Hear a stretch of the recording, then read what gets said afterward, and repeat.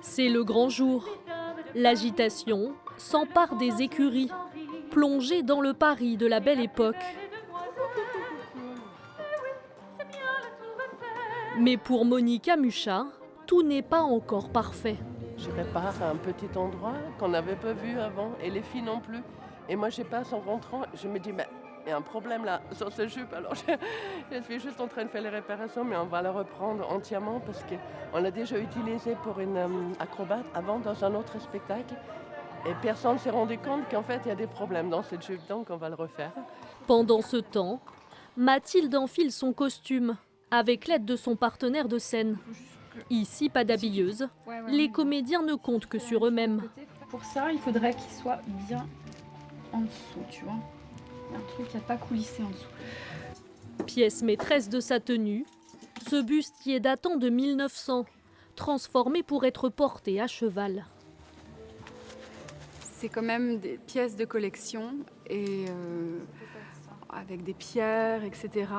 Et je suis quand même en soutien-gorge sur scène, ce qui n'est pas forcément évident. Sur le coup, ça n'a pas été évident, mais maintenant je l'assume et je suis très contente et fière de porter ces costumes d'époque. Derrière c'est serré. Mais attends, il y a GG qui est... Il n'y a qu'un grand en fait. Non, t'en as deux. Hein. Pour Monica, le moment est venu de s'éclipser. Le temps des retouches est terminé. J'attends un peu jusqu'aux dernières minutes, s'il y a un problème, si je vois encore quelque chose ou quoi. Mais à un moment donné, c'est fini. Eux doivent se concentrer, doivent se maquiller. Et là, je ne les dérange plus.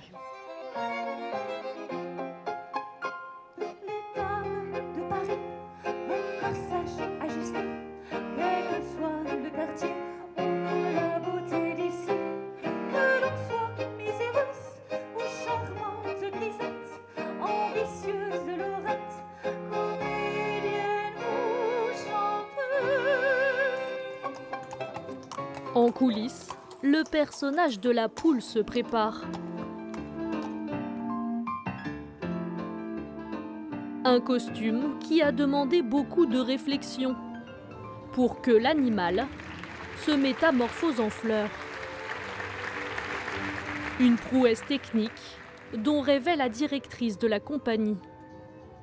C'était une idée, c'était un délire que je voulais, que j'avais fait, mais très mal. Donc j'ai eu super Monica et super Maëlle qui ont tout refait et c'est extra. Après, je sais pas ce que ça donne sur scène, mais j'ai l'impression d'être une enfant en maternelle qui s'éclate avec son spectacle de fin d'année.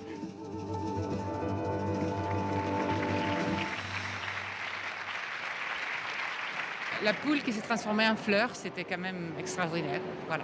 Vraiment incroyable, que ce soit les chapeaux, les robes, on en prend plein les yeux, plein de couleurs, très très beau. Ça nous a vraiment mis dans l'ambiance avec le spectacle, c'était vraiment quelque chose d'exceptionnel. Cette année encore, les créations de la costumière, artiste de l'ombre, font l'unanimité. La touche de Monica, c'est sa grande créativité, parce qu'on peut avoir un savoir technique, on peut avoir un savoir historique, mais après, elle délire, Monica, et c'est ça qui est génial. C'est une grande artiste, et c'est une chance pour nous. Oui, ça, j'ai oublié de vous en parler, c'est l'artiste total. Donc ça, c'est irremplaçable. Maëlle Boireau, assistant Monica. Il y avait des tout petites choses, mais je pense que tout le monde ne l'a pas vu, mais moi, je suis assez perfectionniste. Et voilà, je suis soulagée, je suis contente que dans l'ensemble, ça s'est bien passé. Prochain défi pour Monica, les costumes du spectacle d'hiver. Une fidélité aux grandes écuries qui dure depuis plus de 20 ans.